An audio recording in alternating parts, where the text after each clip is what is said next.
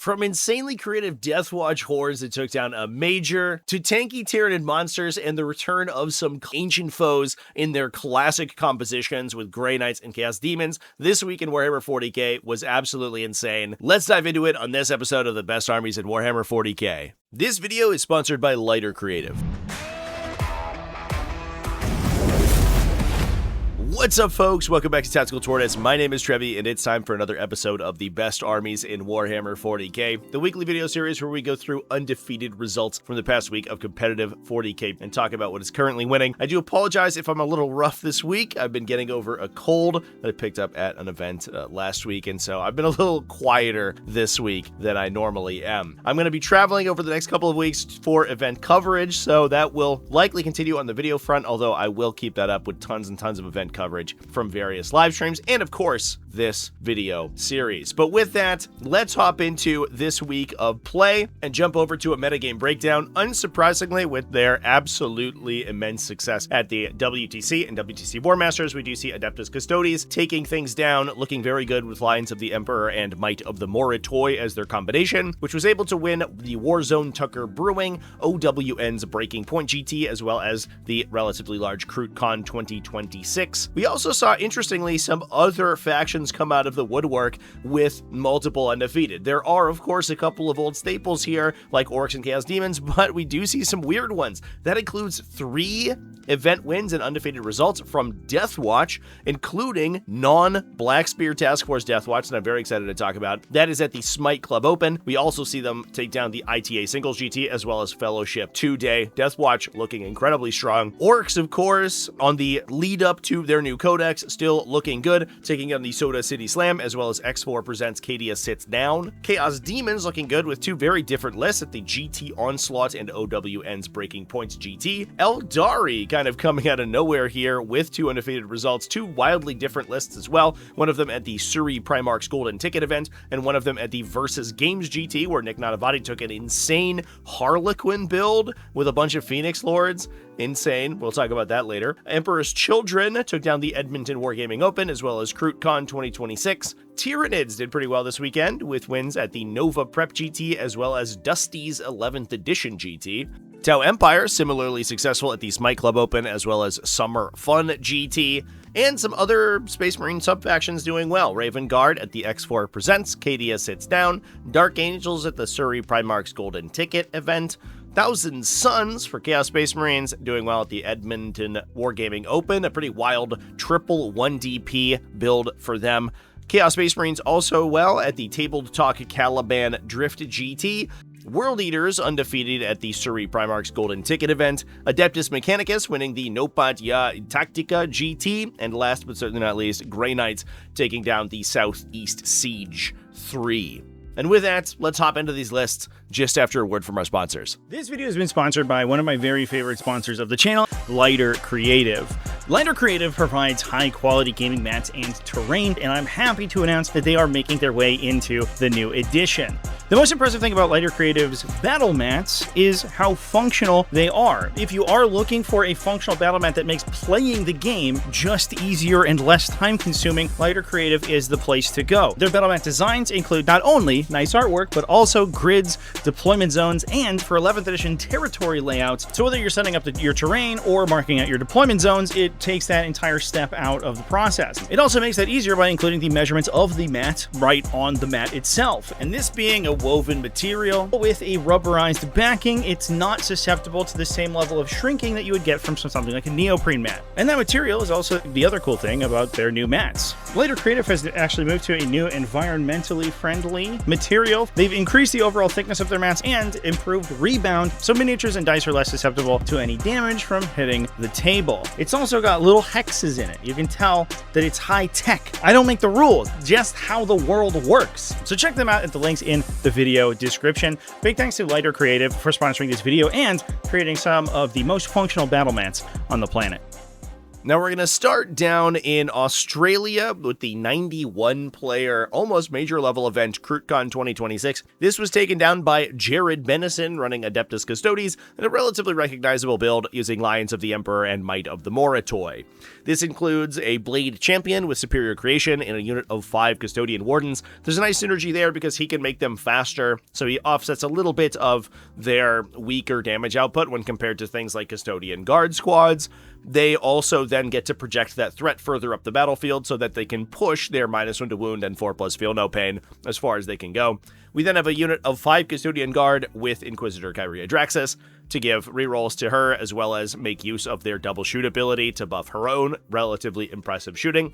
We have a Dawn Eagle Jetbike Shield Captain. Interestingly, this is the caddy for Edmona Mortis in this case. Incredibly strong offensive punch for him that is going to sort of herald his use as more of an offensive piece. He's inside a unit of 3 Virtus Praetors with Hurricane Bolters. That adds a little bit more anti-medium infantry shooting to the army. With Lions of the Emperor, all of this 2 damage shooting can get +1 to wound, so you wound a lot of targets on 4s or 5s. And then you get rerolls from things like the Custodian Guard's Data Sheet ability or the twin-linked on the Virtus Praetor Hurricane Bolter. We then have another unit of 4 Custodian Guard just as a little bit of a training piece. A ton of utility in the form of 3 units of Prosecutors as well as a Witchseeker squad. And then the pièce de résistance is 2 units of 5 Alaris Custodians. These guys kind of go without saying. They've been the mainstay for Adeptus Custodes builds highly competitively for the last couple of weeks.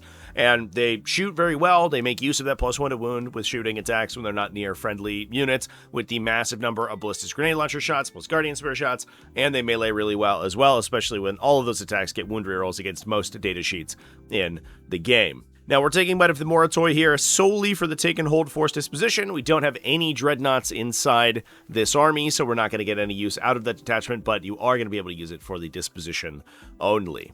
Now, we've talked about this particular build of Adeptus Custodes for quite a while, so let's talk about something that we don't get as much of a look at, and that is Deathwatch.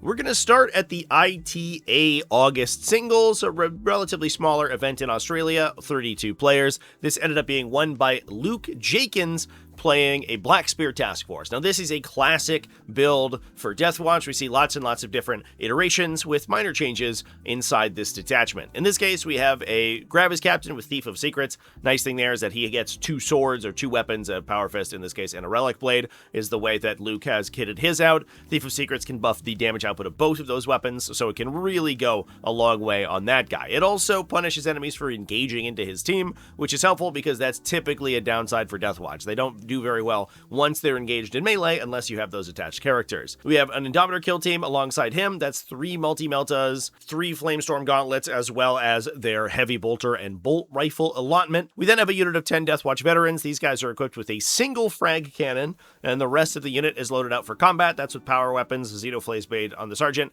as well as the 4 Deathwatch Thunderhammers that come stock with the unit. This Watchmaster has Tome of the Ectoclades for double oath the turn that you need it. We then have a little bit of utility and backline objective holding, 1 5-model Intercessor squad, as well as a pair of Decimus kill teams. These are nice OC2 battle line kill teams with a pretty wide variety of weapons. You get a frag cannon in there, you get a couple of plasma weapons, as well as decent close combat, which is nice for 100 points. We have a Rhino to carry around that larger unit of Deathwatch veterans with the Watchmaster to project their threat up the table. A pair of Incursor squads to let the Oath of Moment go a little farther and allow fishing for critical hits more easily, as well as a Indomitor kill team with multi-meltas, Flamestorm gauntlets, bolters, the same loadout we had with the Captain, alongside a Stormspeeder Thunderstrike to give all that stuff +1 to wound. Lastly, we have 2 Deathwatch Terminator squads. These are 5 models apiece, each of them taking a pair of Storm Shields, as well as a trio of Cyclone Missile Launchers. So the Storm Shields can tank damage for the Cyclone Missile Launchers, while you can continuously shoot and be aggressive with those Terminators. The nice thing about the Terminators is that they do force your opponent to engage with them, so one thing you can do is use them to clear screens or utility units or threaten control of objectives. You force your opponent out into the open to attack them, and then you can counterattack with your Indomitor kill teams and really force the engagement, which is something that Deathwatch really wants to do. They want to create a situation where they can just throw an immense number of bodies at a problem. And speaking of an immense number of bodies, our next insane Deathwatch list is going to be going even harder on that trend. This is from the 130-player major level event, the Smite Club Open, held in Phoenix, Arizona, and this event ended up being finished at 6-0 by Travis Finnell. He ended up taking second place due to tiebreakers at the event, running the combination of Bastion Task Force and Libraria's Conclave. This is Deathwatch, but it is running non-Blackspear Task Force. So what's interesting about this is that we have given up the mission tactics that tend to be so important and central to Deathwatch. They allow you once per game to choose either sustained, lethal, or critical precision, and they affect all your attacks for that battle round, and then that falls away and you can choose the next one. You don't get that if you don't take Blackspear Task Force. It's the detachment ability. In this case, we're going to be using the combination of Libraria's Conclave and Bastion Task Force to give a bunch of similar abilities to a bunch of different units, but also greater threat range, because we can use Deathwatch's very solid utility and battle line infantry to benefit from Bastion Task Force, Advance, Fallback, Shoot, Charge, alongside all of these damage amps that we can get from things like the special doctrines in Libraria's Conclave, as well as attached characters. So in this case, we are focusing almost entirely on Deathwatch veterans. We have the maximum field allowance of Deathwatch veteran units, that being 6 because they're battle line. That includes 1 unit of 10. This includes 4 Thunderhammers, 2 Infernus Heavy Bolters, and 2 Frag Cannons, so kitted to both shoot and fight. This is with a Librarian with Temporal Corridor, so we can teleport them around the battlefield. The big nice thing here with the Librarian-led units is that they're also going to get a 4+ invulnerable save, which is helpful. Now, there are 2 additional units of just 5 Deathwatch veterans. These guys with 2 Thunderhammers, as well as mostly just melee profiles for the rest. These are just independent trading units, no attachments, and you can use Advance and Charge to run them up the table. They can threaten people on objectives, they can skirmish over objectives, they're just useful to have around. Now, we then have another 3 units of veterans with attached lieutenants. So this is where we're going to regain that lethal hits from the lieutenants. In this case, these guys are also taking Xenophase on the Sergeant power weapon and a shield on the second guy, Black Blade, as well as 2 Deathwatch hammers. Lieutenants have a Power Fist. So for only 45 points, you get lethal hits on all these pretty high value melee attacks. Where we have the multiple attacks. I think it's 13 attacks from the power weapons, in addition to another 6 attacks from the 3 damaged hammers, and then 4 additional attacks from the lieutenant as well. So for 45 extra points, you get this little trading piece that can hit well above its weight class and is relatively quick because of Bastion Task Force. Now, we have 2 Rhinos to help carry these guys around to the battle, a pair of Assault Intercessor squads. You can give these guys Advance and Charge by Auspex scanning things, by shooting them with the Deathwatch veterans themselves, so that's also helpful. But then we also have an Incursor squad for some +1 to hit, an Infiltrator squad to hold down the back line, and then 2 additional Librarians, one with Fusillade, one with Hero of the Chapter, so he can count his unit as being a battle line unit for synergies, and those are both inside Fortis kill teams. Now, these guys have the kind of the standard Fortis kill team loadout. We have 4 Bolter Intercessors inside the unit with 2 grenade launchers. We have 4 plasma-equipped Hellblasters with a plasma pistol. We have 2 Desolators, 1 Super Crack, and 1 Venger for some indirect fire as well. Now, the Fortis kill teams are not battle line, but they can be Auspex scanned for, and the Hero of the Chapter unit is going to get a lot of the battle line synergies that don't require individual models to be battle line, which I think is basically none of them. However, they do benefit pretty widely from the Psychic disciplines as well as the 4+ invulnerable save that Librarians give them. This can give them things like reroll hits of 1, reroll wounds of 1, which is always helpful, additional AP from Pyromancy, and bonus movement. Fortis kill teams like Deathwatch veterans are also OC2. So this army is going to be throwing 6 units of OC2 Deathwatch veterans. That's a total of 30 Deathwatch veterans, 35, excuse me, in addition to 20 Fortis Marines all of those with high OC. So the amount of OC push that can cycle in and out of rhinos and play around the center of the battlefield here is pretty impressive. Otherwise, this list is absolutely insane. It's just a ton of ground pounding space for an infantry. It's good in multiple phases, being relatively quick and with just a massive threat overload where you can't deal with all of these individual Deathwatch kill teams running around, and even little things like standard Deathwatch veteran units will come in and hit you with a hammer and do some pretty serious damage. It's always super creative to see Deathwatch played in a variety that isn't simply Blackspear Task Force, because their army is very singularly constructed around Blackspear Task Force. So this list is incredibly creative, very cool to see it do well. Now, speaking of some Xenos that the Deathwatch can purge, let's head on over to the X4 Presents Cadia Sits Down, which was a 43-player event, played to 2 undefeateds, and ended up being run at undefeated at 5-0 by Clay Plumridge, playing Equatorial Orks and Freebooter Crew Orks. Now, I have a video on my members page talking about at length about this particular detachment combination and some ways to play around it and some things to look out for. This list is a little different than the typical ones we see, but in general, it is going to be largely the same. The big thing is that we can basically stack an immense amount of scouting infantry, so we can stage tons and tons of Ork boys up the center of the battlefield, and then set up for a massive turn 2 WOG, and then basically just pin the opponent in their own deployment zone. In this case, we're running a big boss alongside a pain boy with Bionic Workshop. That's a random buff that he can apply, which is kind of cool. In addition to a boys squad, we have Gaskell Thraka with another pain boy and another boys squad. There is a stratagem inside Equatorial Hordes to regenerate models back, so the pain boys also being able to do that and making their units more resilient means that these things have a ton of sticking power. We have another paint boy with a war boss with Cunning Hunter. That's a reactive move, alongside another boy squad. We have Zodgrad Wartsnaga to add another scouting unit in a Gretchen squad, as well as Wazdaka Gutsmech, 2 units of minimum size Gretchen for utility, plus a commando squad that's largely to screen out enemies that would screen out the scout moves that this detachment gives you, and a truck. Now, the truck is likely carrying around the last unit here, which is a Flask Gauge squad that is attached with a banner knob. Now, the banner knob's a bit of an interesting one here. He's just a attachment support unit. He does give his meat unit +1 or a 5+ invuln save and +1 toughness while the log's active, so they're a little tough to kill. He's attached to a unit of flash kits, so the flash kits already have a slightly improved armor save and multiple wounds. Compared to regular Ork boys, they're tougher to kill, so the banner knob is a nice inclusion there. But I don't know if you would go out of your way to stick him on. The big thing is that he can attach the flash kits, unlike most other characters, which means that we can give him enhancements. In this case, we're taking Git Spotter Squig, which is Ignore Cover, which can help those flash kits clear out opposing infantry units and things much more easily. Now, those flash kits can be carried to the battle by that truck. They can firing deck out of the truck or disembark to fire and then get stuck in melee. Pretty classic combinations here. It is cool to see that flash kit unit being played, although I'm sure we'll see a lot more once their new codex comes out. But generally speaking, nothing we haven't seen too much of in the past.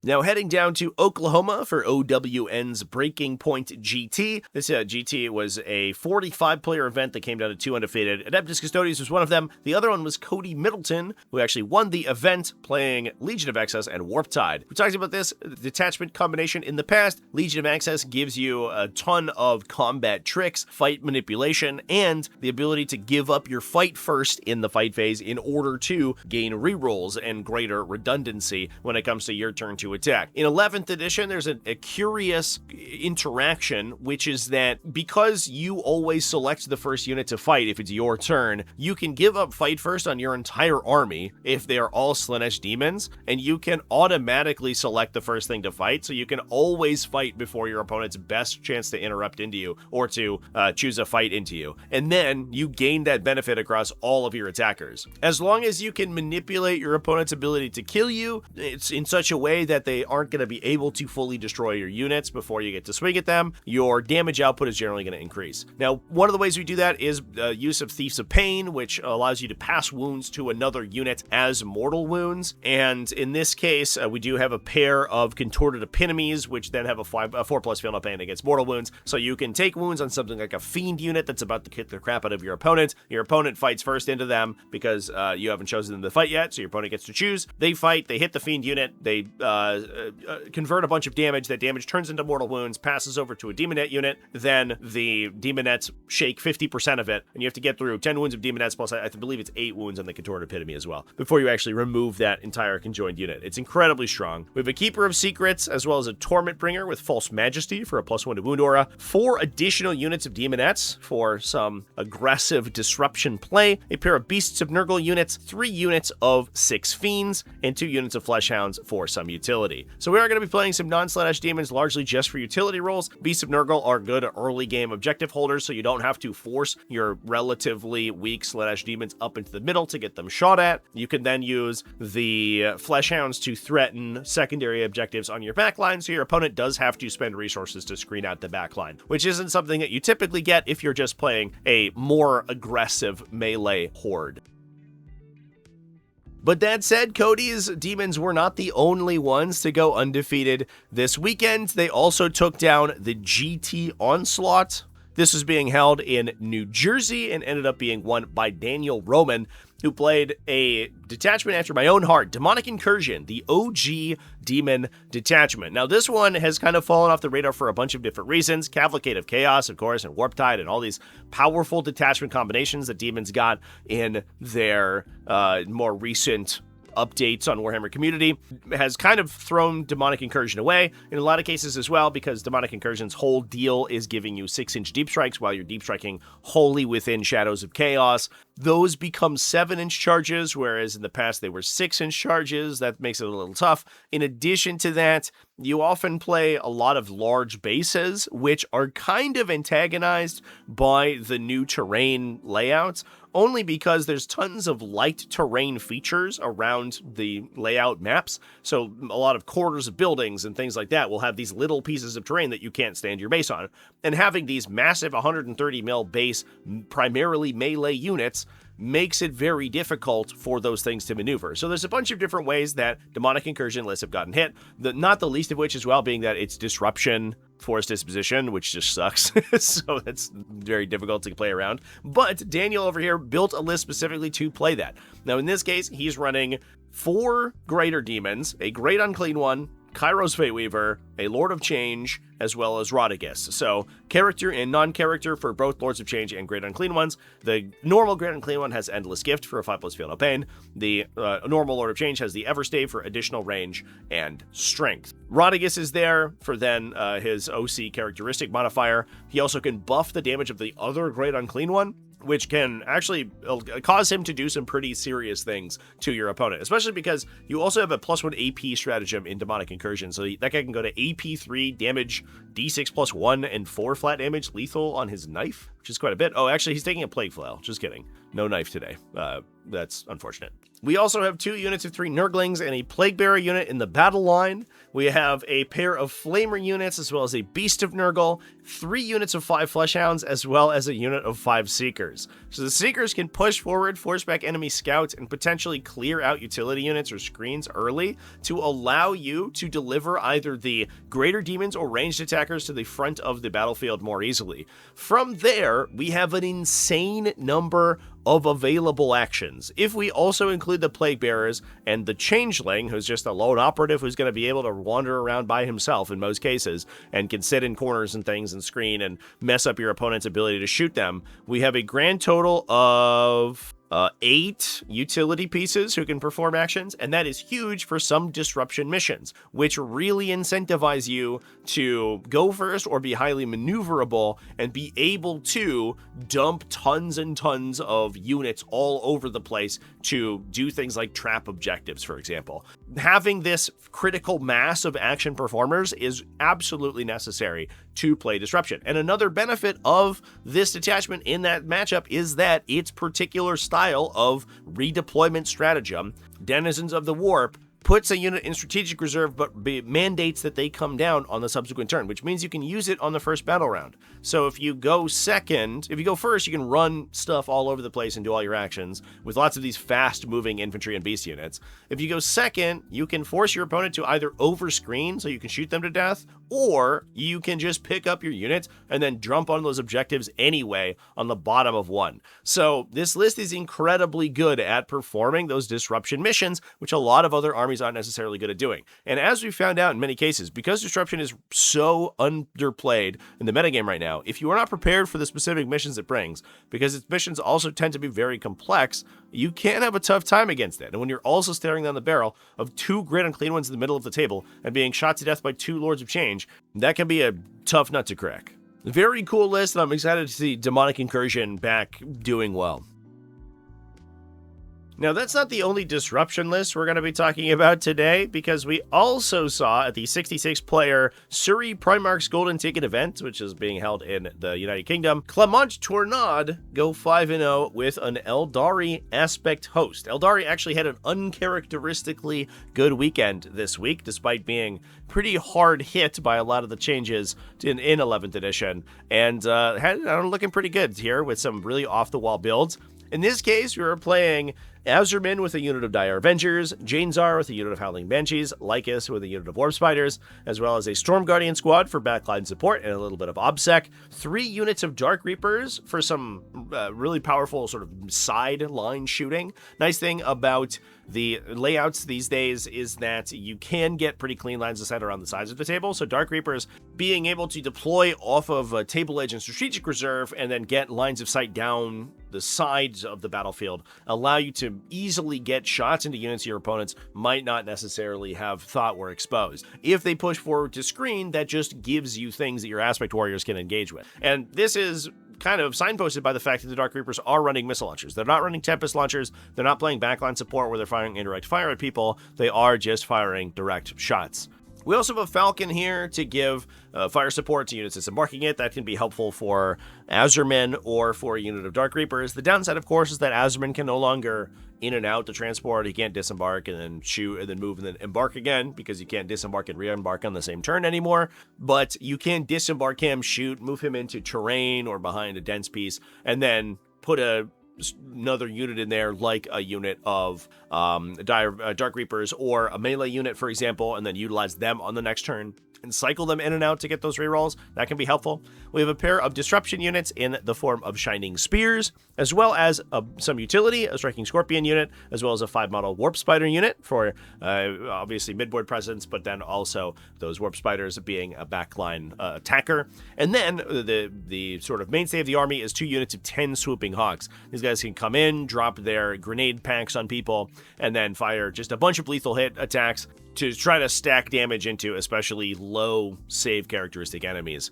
Pretty interesting combination here. Not a lot of high damage in the army, but I think it's largely playing for those scores rather than necessarily to straight up kill your opponent. The stacked damage, especially with the consistency of Aspect Host, getting all of those rerolls that you have available to you, does help quite a bit. However, it's not like an immense amount of firepower. That said, it does have enough units, as we said before, that it can keep up with those disruption primary objectives. So because you can hit those critical mass of small maneuverable units, and you can in some cases force your opponent into awkward positions dealing with these weird actions and weird circumstances that you put them in, does allow you to play a little bit more on your half of the table and then react to your opponent and win towards the late game, as Eldar typically want to do.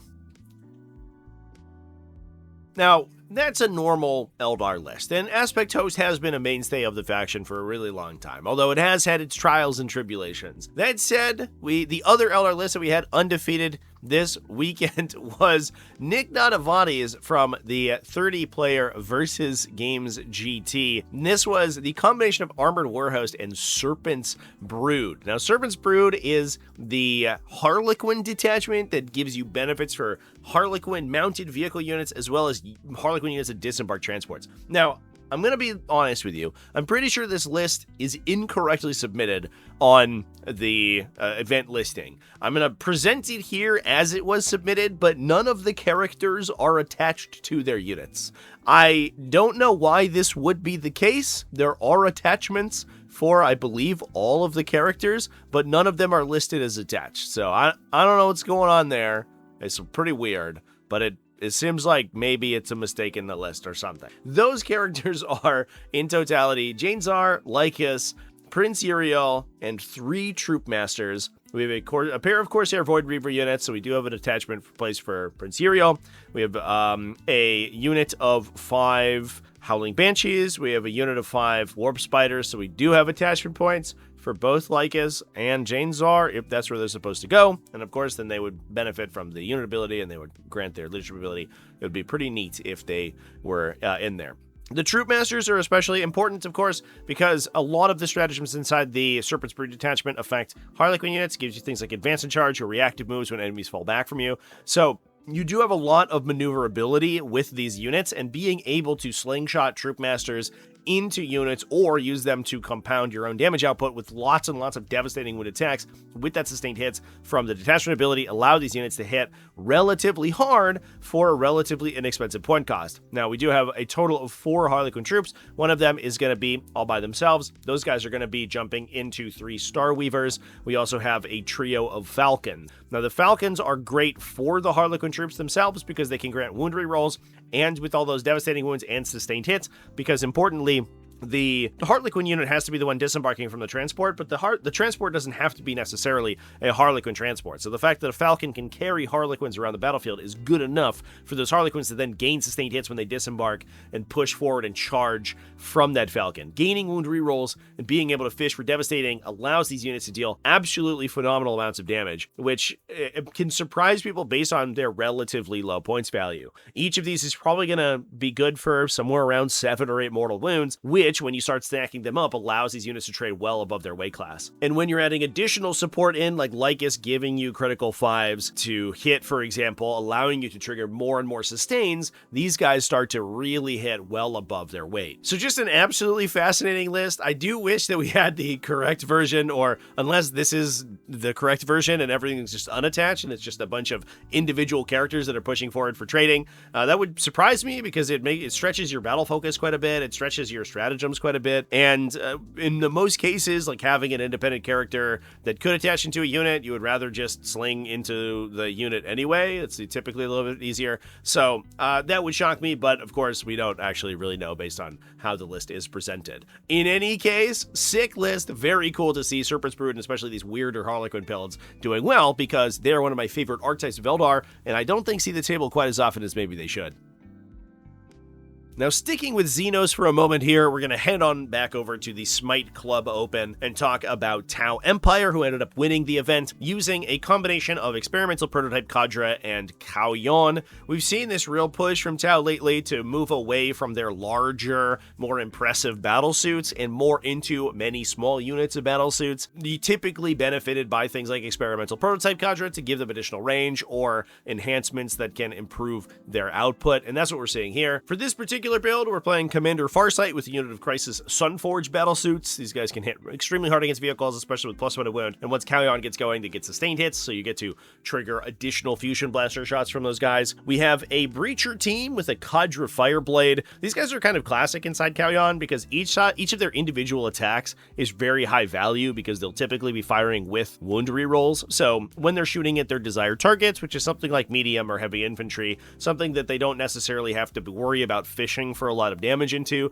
and those rerolls really shore up their reliable wounds, then these things go crazy once you gain those additional hits from sustains. We have a Cold Star Commander with a Starscythe Battlesuit team to extend their range out thanks to Experimental Prototype Cadre. The Cold Star Commander in this case is being equipped with a pair of missile drones, a Cyclic Ion Blaster, and a high outburst burst cannon. We then also have fully burst cannons on the Starscythe Battlesuits. So interesting that the Cold Star Commander is utilizing the +1 AP from the Starscythe Battlesuits to project onto missile pods rather than going all cyclic and burst cannons like we would often see for a build that's pushing for higher volume attacks. We then have another Cold Star Commander inside another Starscythe Battlesuit team. This one has a Supernova Launcher, the expanded or upgraded air boosting fragmentation projector. That guy's running, of course, the AFP to upgrade with the Supernova Launcher, but also a high output burst cannon, Cyclic Ion Blaster, and a single missile pod in this case inside a full full unit of burst cannon Zarsides. It is helpful with the massive number of attacks that these guys make to gain those sustained hits, especially because gaining a pip of AP on them in this edition is extremely helpful. You don't have to worry about armor or cover improving your opponent's armor save to negate the AP bonus you're having. As long as you're going to be firing at a marked target, which is almost all the time, you're entirely negating cover, you're firing with that bonus AP, and you're doing some pretty brutal damage against non-monster or vehicles. We then have another Coalstar Commander, this one with 3 Fusion Blasters and a Shield Generator, alongside a Crisis Sunforge team, again, more Fusion Blaster anti-tank. We have Dark Strider to protect the backline, the Twin Lance because they're great, a Devilfish to carry the Breacher team to the battle, alongside 2 units of 2 Broadside Battle Suits. These guys are equipped with heavy rail rifles, as well as Seeker missiles. We have Recruit Carnivore Squad for some early game objective secured, as well as 2 Stealth Battlesuit teams for spotting, and 2 Vespid Stingwings. Interestingly about this one, very few scouts or forward operators. We don't have any Pathfinders or anything like that. We're focusing very heavily on those Crisis Battlesuit units that we can spread around the table to secure objectives and complete reconnaissance mission objectives. A lot of times we would see those lighter units like Piranhas or like Pathfinders in order to push up the battlefield and in order to complete reconnaissance objectives, but in this case we're going to be fulfilling that role with the Crisis teams and the extra Vespid Stingwing units that we have in this build versus some other builds will certainly shore up those matchups as well.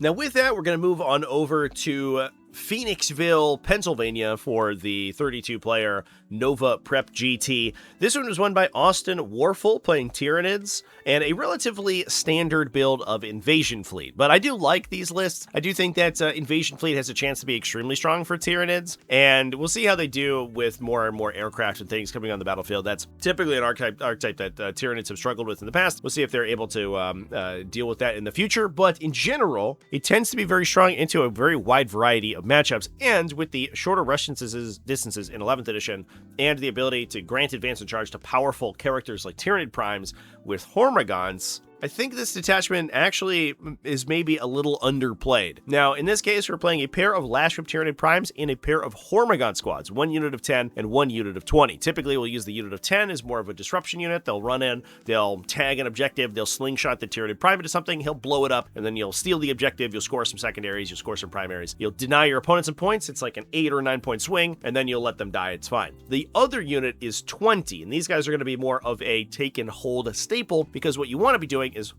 taking an objective, basically burying the Tyranid Prime inside that unit, beating people to death over the course of a couple turns, and then using the stratagem inside of Invasion Fleet to regenerate Hormagaunts back to that unit to keep them topped up and keep them in control of central objectives. It's very difficult to wrest control of those objectives unless you dedicate some pretty hefty shooting to killing all of the Hormagaunts all at once, and you have to deal with a Blood Surge, sometimes a Feel No Pain, in order to actually get through all that unit, and that unit is sub 200 points. So it's a lot of effort to kill a unit that's not really that valuable. That said, you can give a 5+ critical effect with Adrenal Surge in Invasion Fleet, so they can actually hit incredibly hard above their weight class. They get 5+ critical lethal sustain into vehicles because of the Invasion Fleet detachment ability, with 60 attacks from the Hormagaunts plus another 14 attacks from the Tyranid Prime potentially, which allows them to punch through even heavy targets and really shore up the matchup into a variety of different enemies. We then have a pair of hyper-adapted Ravener squads with Raveners attached to them so they can up, down, and they're relatively big units. This is another unit that goes insane with Adrenal Surge. Hyper-adapted Raveners are good into literally everything. They have enough attacks, generally, that they can clip through infantry. They're high enough strength that they're good into a variety of breakpoints. They're strength 6 with the Synapse bonus, so they can kill toughness 3 enemies pretty easily, and they're twin-linked, so higher toughness enemies are not too bad. The only downside is if you're high toughness, so if you're like toughness 12 or 13, but Invasion Fleet can give you lethal hits, and the Ravener Prime gives you sustain. So again, it's another unit that can throw all of these high quality 5+ critical lethal sustained attacks. And I have a game on my second channel recently that I played where a hyper-adapted Ravener squad with Adrenal Surge went into 2 separate targets, basically bashed their hits together. The amount of damage that you can expect from this unit when all of those buffs are active is crazy. Now that is facilitated by a Hive Tyrant for free stratagems, We also have a Hormagaunt unit, another unit of 20, again, so we can hold down that middle objective or generate Hormagaunts back to the unit. So if your opponent doesn't kill the whole thing, they're not going to be able to do it. And given that those guys are hidden permanently, and most of them are going to be gone to ground, it's difficult to kill them in a single activation. You're going to kill the ones you can see. A couple of them are going to survive, going to be behind terrain features or behind terrain areas or hidden in terrain. And then those couple models are then going to regenerate back and put tons of OC onto middle objectives to keep the score up. We then have a bunch of shooting, some utility from a unit of Von Ryan Sleepers, a Neurolictor, as well as a Biophore, but then an Acid Spray Terrain effect, so we can threaten enemy infantry in the center of the battlefield, as well as a pair of Maleceptors, which are going to be good into most targets. They're blast for infantry, they're high strength and pretty decent damage into anti-tank, and a lot of times what we're going to be trying to do here is force the opponent to kind of toilet bowl on the Maleceptors and the Hormagaunt squads. They have to overcommit to clear you out of the center. If they don't, you're just going to win on primary because you're playing take and hold. As soon as they do that and they expose themselves to commit, you can rapid ingress all the hyper-adapted Raveners all at once, pay 1 command point if you discount Adrenal Surge from the Hive Tyrants to give all of them 5-up criticals and basically just counterpunch their entire army to death and clear all of their important units.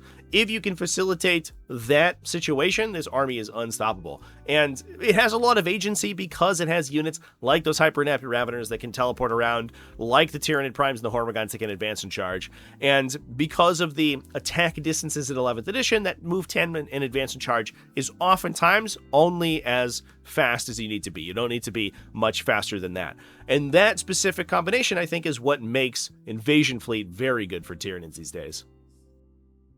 But that said, it's not the only one for Tyranids, and you can play more of a straight-up stat check build, as was evidenced at the Dusties 40k 11th GT being held over in Scotland, a 33-player event that was won by Innes Wilson from Team StatCheck, playing Assimilation Swarm and Talons of the Norn Queen. We've seen this build before, but this one goes way harder, way more straightforward into just face rolling the center of the battlefield.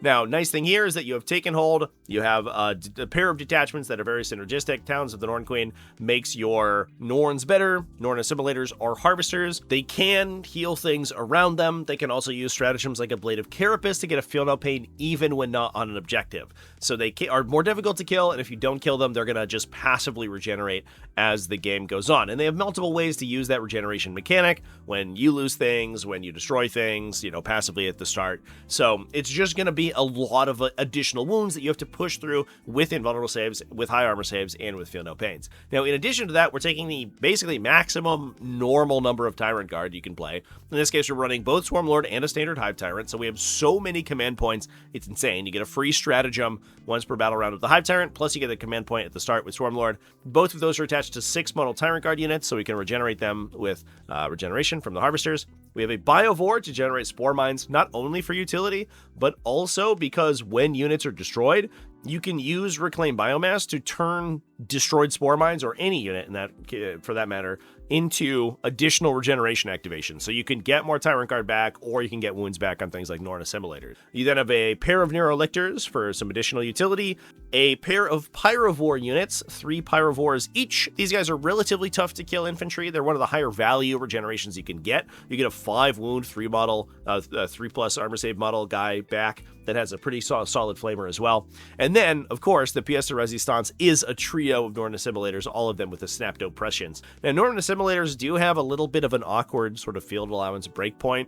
They do get more expensive once you take 2 rather than 3, which most units do. So taking all 3 Norn Assimilators and not cutting any of them down to emissaries does put a ton of pressure on this list. It's an immense amount of points. Just about close to 1,000 points of your army is going to be in these 3 models. But that said, as I mentioned, you do have Feel No Pains for them. You do have multiple ways to heal them. They all have that 4+ invulnerable save, and they are the highest impact unit that you can include in Tyranids. Their damage output is so extreme that we're going to push these 3 guys, 12 Tyrant Guard and 2 Hive Tyrants across the battlefield, screen them with Pyrovores, and just ram them directly in the center. Now, what's interesting about this is that one of the benefits of Assimilation Swarm, in my opinion, is that you get to play priority assets, which is one of the most consistent scoring, if not the most consistent scoring, force disposition in the game. However, Innis decided to actually take and hold from Talons of the Norn Queen, because this list, unlike a lot of other assimilation swarms that want to trigger reclaim biomass by using lots of individual units, using smaller things like Ripper Swarms in some cases, but also individual Pyrovores, units like that to spread around the table and do your actions that you require for priority assets. But this army is all action all the time. Everything in this army must be committed as often as possible in order for it to get its value back. So we're taking take and hold because we can just absorb the center of the battlefield, beat people to death with Norm Assimilators, shoot them with Pyrovores, and then tank with Tyrant Guard, and hold down those objectives to just drive up the primary score. Very interesting combination. I mean, it's very straightforward. It's just a massive stat check of bricks that you have to try to fight through, but clearly it worked out. And it's probably one of the most interesting builds of Assimilation Swarm that I've seen, simply because it is more straightforward than most of the other ones. A lot of the other ones are trying to do more tricksy stuff, and this one is just saying, hey, I'm just going to ram this army down your face. Now with that, we're going to round out our discussion of Space Marine factions by talking about a couple of other Space Marine sub-factions that went undefeated. The first one is at the Surrey Primarch's Golden Ticket event. Chris Irvine went undefeated with a Dark Angels, Company of Hunters, and Darkflight Pursuit. He actually did me a favor here and just repeated, I think, the list that we had here last week. I didn't even have to change my slide. I just got to use the same one, so that was pretty good. I have a whole video out about this specific composition. If you want some technology for playing with it or against it, that's in my members section, so you can go check that out. But this list has been around the top of the metagame for the last couple of weeks. We have seen basically this exact army list do pretty well. One that we haven't seen quite as much, however, is Raven Guard, although we have seen this particular Raven Guard list see some play, I think, since WTC list went live, because this was a little bit of technology that a couple of nations adopted. It is the combination of Librarius Conclave and Shadowmark Talon. That's the Raven Guard specific version of the Vanguard Spearhead. And speaking of which, this is from X4 Presents, Cadia Sits Down. This was run by Andrew Vaughter, who actually named his list Stealing from an Englishman. So there you go. Kind of wears it on his sleeve, I guess. Fair enough. Credit where credit's due, I suppose. He's included a Phobos Lieutenant with an Incursor squad, so they get shoot and scoot.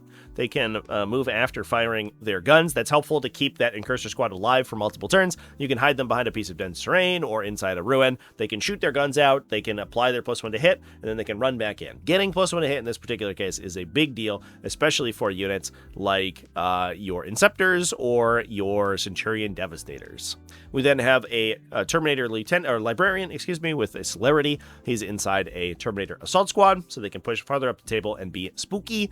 Typically, you can save them for a rapid ingress. As your opponent pushes in to try to stop your redeploying guns, shutting them down, you can teleport home or you can ingress them in and then advance and charge and counterattack. We have another Terminator Librarian with Temporal Corridor. These guys can deploy early and then corridor around the battlefield to offer some pretty decent shooting into a wide variety of targets. This is a standard Terminator squad, 10 Terminators with 2 Cyclone missile launchers and all Stormbolters.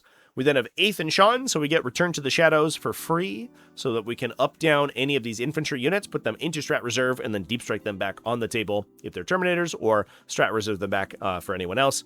2 Intercessor squads to act as utility units and to obsec objectives, alongside a pair of Inceptor squads, both of those with Assault Bolters. We do have I believe it's Stunning Fusillade is the name of the stratagem inside Shadowmark Talon, which can, when you're outside 12 inches of enemies, give you bonus AP, bonus ballistic skill, and also force battle shock checks on your target.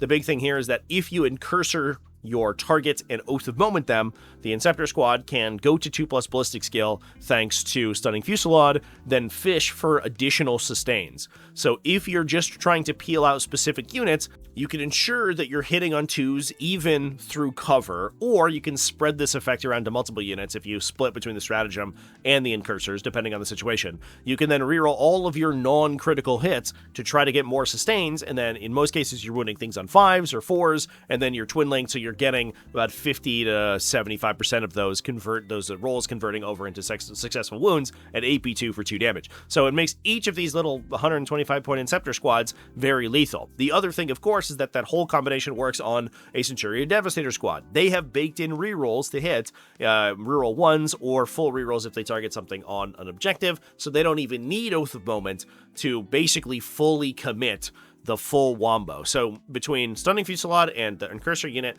you have 2 of these units that can either be firing into your Oath of Moment target or be using the Centurion's rerolls and essentially fully converting all of their attacks, or in some cases even more of your attacks if you have sustained hits, into successful wounds. The Centurion Devastators are a very self-sufficient package that way because they're going to be also rerolling, or in this case, wounding most of their targets on 2s because they're firing grav cannons. So they're shooting at vehicles with their grav cannons. If you Stunning Fusillade, they go to AP2, 3 damage. They're doing a ton of damage. They can split their Centurion missile launchers into something else, blow up an infantry unit at the same time, and again, force your opponent forward so that you can counterattack them with your Terminator squads. We then have some additional utility in the form of a Reaver squad and a Scout squad. A lot of Space Marine infantry, a lot of high maneuverability, especially with your redeployment effects or your advancing and charging and things like that, as well as very, very solid single target damage. If you Oath of Moment, if you put your stratagems on a unit, if you Incursor, debuff a unit, your little ranged attacks and things are going to do just immense amount of damage. Now, moving on to their Chaos Alter Ego, let's talk about some Chaos sub-factions. Starting at the Edmonton Wargaming Open, David Burdett ended up taking Thousand Suns to a 5-0 record and running an incredibly interesting build of 1 DP detachments. This included Ritual of Regeneration, Secatar Cohort, and Servants of Change. So that is healing when you succeed your Kabbalistic Rituals. Secatar Cohort is bonuses for your Secatar robots, of course, and Servants of Change is bonuses for your mutant units, explicitly Zangors with a leader. Now, in this case, we're running an Exalted Sorcerer with a Rubric Marine squad. It's a big 10-man unit of Rubric Marines, all of them with Warp Flamers, except for the one Soul Reaper Cannon. These guys, of course, can sort of wombo combo the combination of the Exalted Sorcerer regenerating Rubrics back to the unit with the regeneration from Ritual Regeneration. So this unit can just heal an immense amount of wounds back if you give it the opportunity to. So it's this unit that can kind of like push up the middle of the battlefield and actually be relatively safe. It has a 4+ invulnerable save thanks to the shield from the Exalted Sorcerer. It's difficult to get through that, and even if you do, you're going to start to get a lot of Rubric Marines back. We have an Exalted Disc Sorcerer with Oculus Infernum. This is a +1 ballistic seal bonus for a nearby Secatar robot unit. Nice thing here is that he's attached into a Fatecaster, Greatbow, Zangor, Enlightened squad. He's going to get his Lone Operative for the whole unit, so 18 inches, you can't target him or his unit with ranged attacks. So you can play a little aggressively to get within 6 inches of the infiltrating Secatar robots to give them +1 ballistic skill, and then because they're psychic inside this detachment, they're going to be hitting on 3s and they're going to be ignoring cover or other hit modifiers thanks to the psychic keyword. The other thing here is that the Servants of Change detachment gives you additional detection range if you are within a mutant unit, so while you're inside a Zangor unit. So the 18-inch range Flamer or the 36-inch range Fatecaster Greatbows gain +6 detection range, which means that Flamer is going to be able to fire at enemies that are gone to ground at full range. So this unit can stay relatively hidden itself. It doesn't lose its Lone Operative. It doesn't work like a hidden unit. However, it can, protect itself in the early game, push forward, give that +1 ballistic skill, and then clear out screening units that are inside hidden positions. So that allows you to push more aggressively with your other rubrics without actually having to commit them into objectives, because you can, in a lot of cases, clear them out more easily. We then have another Sorcerer with a 5-model Rubric Brain squad just for some spot removal. Interestingly, these guys are equipped with Inferno bolt guns, typically because it's a little bit more difficult to get the Sorcerer's unit with all of the 12-inch range guns into the same target, because you're firing the Sorcerer primarily with the Soul Reaper cannon, and the other Rubric Marines are just there as added fluff. Having access to those ignore cover AP2 bolt guns on those guys is going to be just helpful in general. We then have a Terminator Sorcerer with a unit of Scarabicult Terminators. That's 10 Scarabicalts with all of the fixings. Obviously, these guys are difficult to kill already, -1 to be wounded, and you can regenerate them back with Ritual of Regeneration. Pretty good stuff. We We have another Sorcerer in Terminator armor with Walking Rampart. This is another combo with Sekitar robots. It gives him Lone Operative when he's near Sekitar robots, so that's a 12-inch, can't be seen outside 12, and it doesn't turn off when he shoots people, so he can fire his anti-monster, anti-vehicle gun, he can be casting spells, he can be doing all this stuff from an aggressive position as long as he's nearby those Sekitar robots. You can also use him as a utility unit or an objective holder, and your opponent's not really able to get in and interact with him unless they physically get within that 12 inches, and then you can counter hit them with the Scarab Occults or with the other 10 model Rubric Marine squads, for example. He also can heal those same Sekitars in the movement phase as well. We then have a bunch of utility in the form of a Zangor unit, just 10-foot Zangors, a Chaos Spawn unit, a unit of 3 Zangor Enlightened, just Divining Spear Zangors, plus a Mulith Vortex Beast to be able to extend the range of your Kabbalistic Rituals or hold down the midboard. And then speaking of holding down the midboard, 8 Sekitar robots in 2 units of 4. This combination is sick. All of these detachments do work together if you take specific units like the Fatecaster Zangor Enlightened being able to benefit from that bonus detection range, units like the Sekitar robots with the specific enhancements that buff them, and then also units like these massive units of Rubrics that can benefit from Ritual of Regeneration. They don't necessarily have a lot of overlapping synergy. However, they do all work together to form units that are good at specific roles, whether that's holding down the center of the battlefield, skirmishing with your opponent, or picking off enemy utility units so you don't have to do it with your big bricks. Very interesting composition. Now, heading back on over to Edmonton, the eventual winner of this event was Jean-Luc Delarue, who was playing Emperor's Children, a combination of Carnival of Exodus and Elegant Brutes. And that Carnival of Exodus was doing a lot of the heavy lifting here because he actually didn't have any Terminators in the army whatsoever. So the Elegant Brutes detachment was entirely for its force disposition to allow the army to take and hold. Otherwise, he was focusing very heavily on getting those sustained hits and the synergies with its Slaanesh demons. Now, we only have one Lord Exalted here with the Possessed Blade, no other attached units. We do have a Keeper of Secrets and Shalaxi Hellbane, so 2 of the big demon monsters, in addition to a winged Demon Prince of Slaanesh with Empiric Suffusion. We also have 2 units of Demonettes, alongside a Tormentor squad of 5, 1 Defiler to get those big sustained hits improvements from its Reaper autocannons, 2 units of Fiends, 3 Fiends each, and then, interestingly, 2 Mauler Fiends. The Mauler Fiends do get a pretty big benefit from the detachment ability. Getting sustained hits on those big anti-tank attacks does go quite a long way if you can get them to attack alongside the other demons. But that's relatively easy when you're presenting a massive front of largely T10 monsters and vehicles between the Mauler Fiends and the Keepers of Secrets that are there elsewhere. Interesting to see Shalaxi Hellbane in this position as well. She's another unit that can benefit pretty massively from those sustained hits. She does have that big, heavy-hitting spear attack, which is going to go pretty far if you can sit her next to an Emperor's Children unit and get those buffs. Now, continuing on to classic Chaos Space Marines, we had an absolutely wild list to take down the Tabled Talk Caliban Drift GT. This was being held in Texas, a 36-player event. This ended up being won by Chris Johnson, playing the combination of Cabal of Chaos, pretty standard stuff, and Warp Strike Champions. Now, if you don't remember what Warp Strike Champions are, you're probably not alone. This is the detachment that buffs Terminators and Obliterator-style units. That's Obliterators and Mutilators, gives them access to a redeployment consistently over the game. At the end of your opponent's turn, you can select up to 2 units inside a Strike Force game. With those keywords, they can go into Strat Reserve, and then they can come back later as normal. Now, we also have a bunch of incredibly powerful stratagems for these styles of units. That's things like Advance, Shoot, and Charge, -1 damage, -1 AP for attacks targeting them, OBSEC for all these units. Just a bevy of powerful effects. In addition to that, you also have Cabal of Chaos, which gives you access to things like healing your demon units, which can be helpful because those Mutilators and those Obliterators are demons, so you can regenerate models back to those units with that stratagem. So lots of overlapping synergy here, and this list is really making use of it just by playing a ton of Terminators. Basically the maximum number of Terminators that we could take. That's 3 units of 10 Chaos Terminators, Those guys with Reaper autocannons, a pair of Paradicurse weapons, a bunch of Power Fists, a couple Chain Fists in those units. We have Huron Blackheart in one of them. That's right, he can attach to Chaos Terminators. That always surprises people. He is like kind of power armored. He's like an extra big sort of demon-y power armored guy, but he does go into Chaos Terminators if he wants to.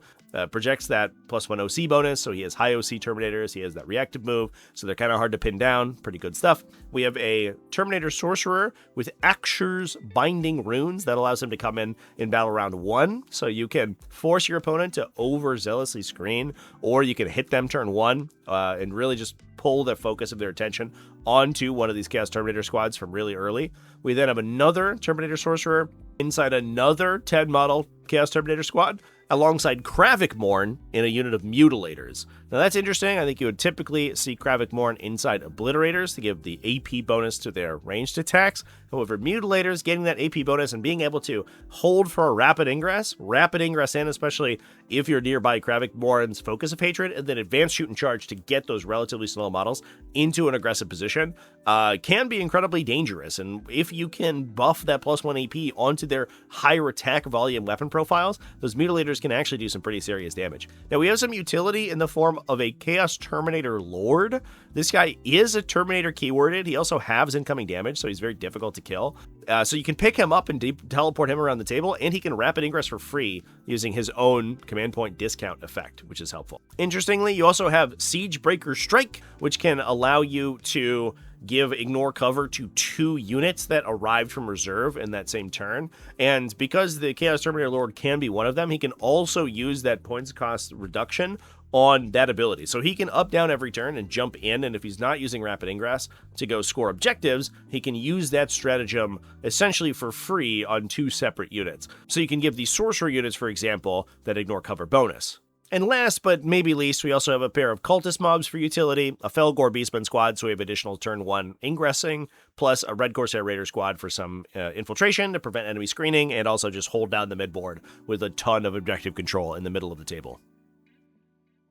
Moving on to World Eaters, they also had an undefeated player at the Surrey Primarch's Golden Ticket event. There were 3 total undefeated here, so lots of 5-0 lists at this particular tournament. In this case, we're going to talk about Aidan Sutherly Gilmore, who is playing the combination of Khorne Demonkin and Vessels of Wrath. That is, of course, the Blood Legion detachment for World Eaters. They can take demons in their army, and as they destroy units, they have a chance to gain Blood Tithe points that they can spend for bonuses for those demon units. Once those bonuses get active, typically they'll empower their stratagems as well when used on their standard World Eaters units. Vessels of Wrath also gives you benefits for your World Eaters characters. So in a lot of cases, you can use those character units to more consistently get Blood Tithe points to then buff up the Chaos Demons. On top of that, you also have a bunch of really good enhancements for characters, which are also, of course, going to be benefited by Vessels of Wrath. Now, what are we playing in this case? The first one is a Lord on Juggernaut with Disciple of Khorne. This makes him into a demon and gives him the attachments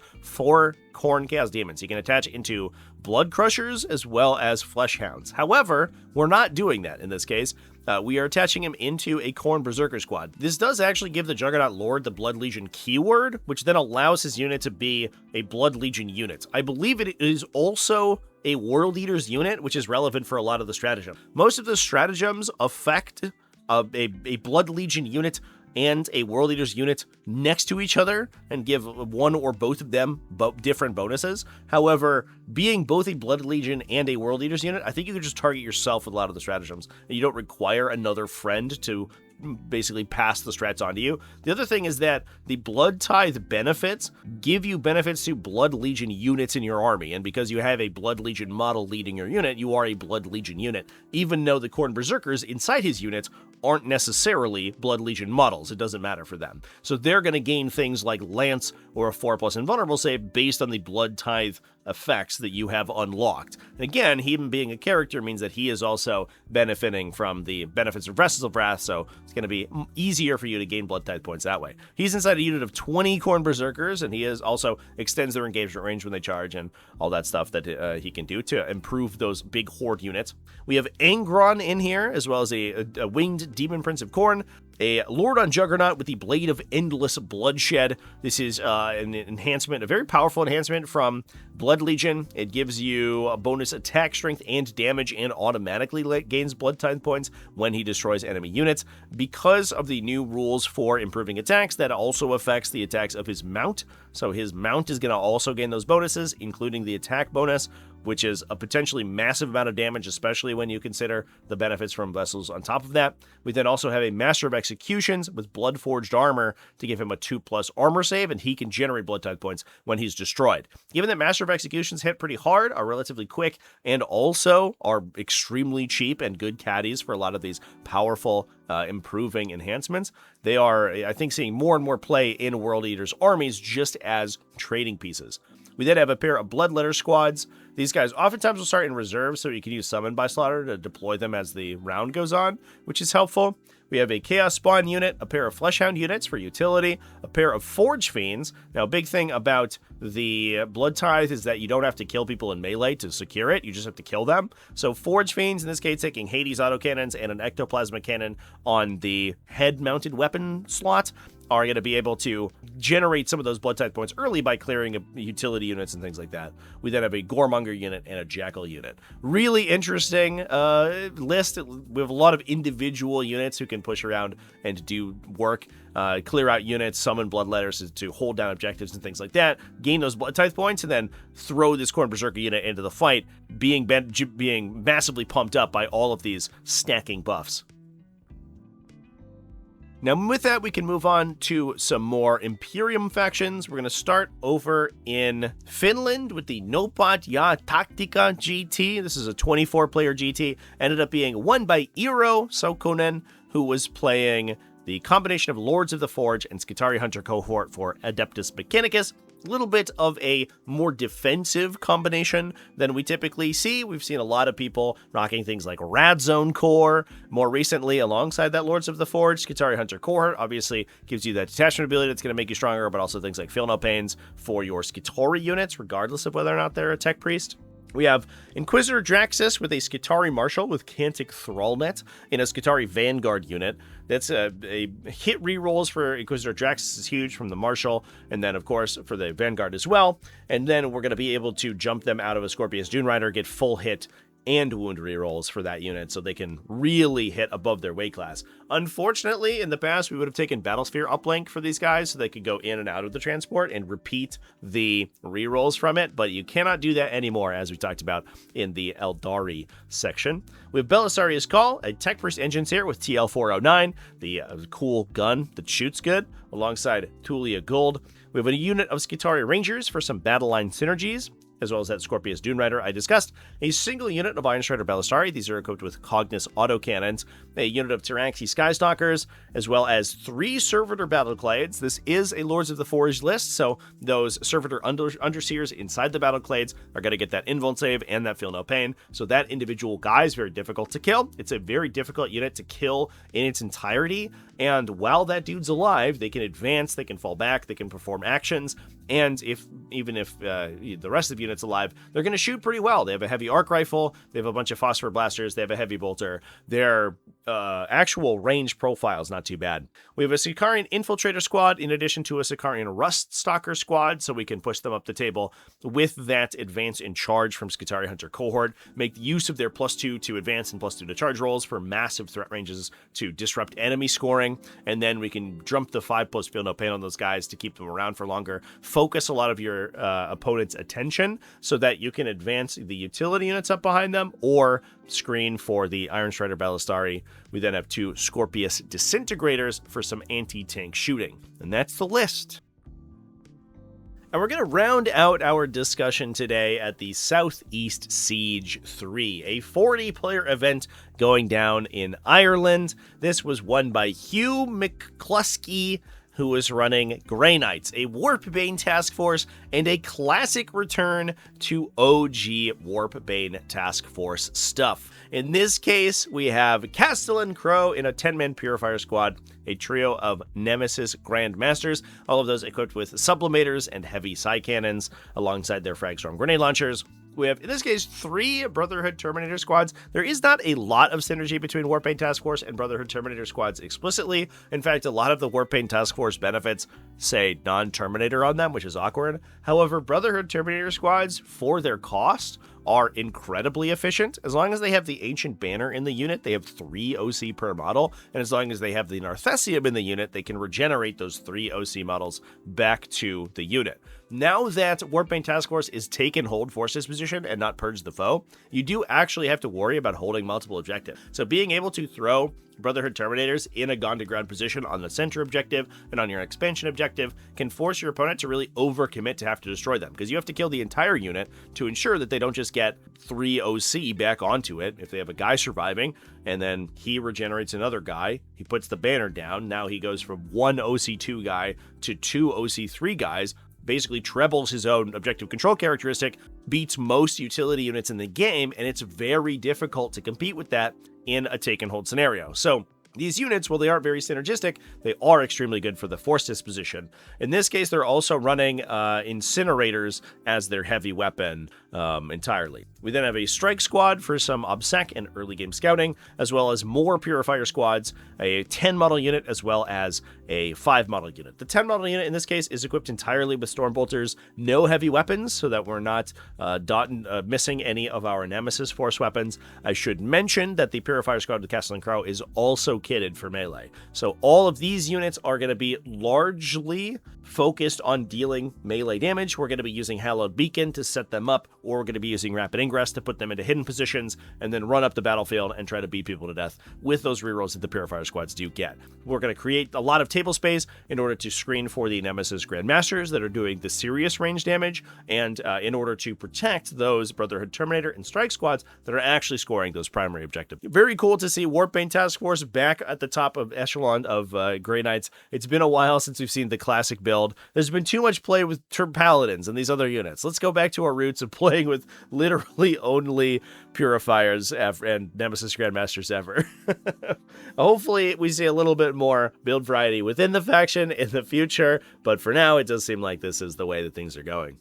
And with that, those are all the best armies in Warhammer 40k for this week. Hot damn, was this a long one, but we had some absolutely fascinating inclusions. I do want to call out explicitly the return of disruption as a force disposition. A lot of these successful lists are using disruption.